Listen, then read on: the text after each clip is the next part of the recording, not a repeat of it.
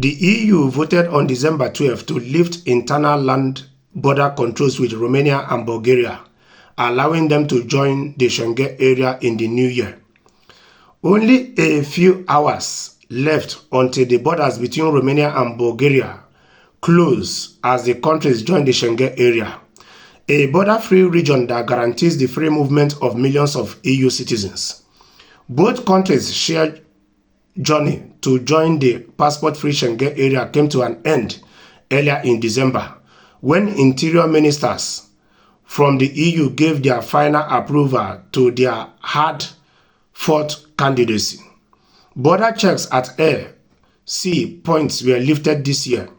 The two countries will officially join the Schengen area as full members on 1st of January 2025, closing a chapter that began in 2011 when the European Commission first determined their readiness for accession. So you can see, these two countries has applied since 2011 to join the European Union. And it's only 14 years later that the EU deemed them fit to join, that they have met every requirement and every order to join the European Union. Is that really supposed to be so in today's world? I find the time frame as it is a bit exaggeration. It's a bit too much. Yes, that a country has to wait a whole 14 years, or two countries have to wait a whole 14 years to join a union or to join an alliance. So, but it is good for Romania and Bulgaria that starting from tomorrow, they will become an official EU members or the Schengen area. But I know that immediately the far right have the majority in Brussels. A lot of these principles that gave birth to the EU or that is keeping EU will be changed drastically. Yes, because the ideology of the nationalist or the far right is a bit too far to some extent. Some of their ideology is not really bad if you listen to it.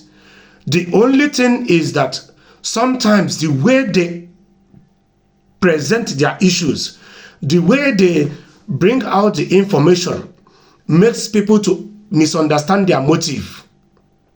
Yes, it is true that most of their policies are against migrants, but truth be told, no country can do without migrants. Every country needs a certain percent of migrants.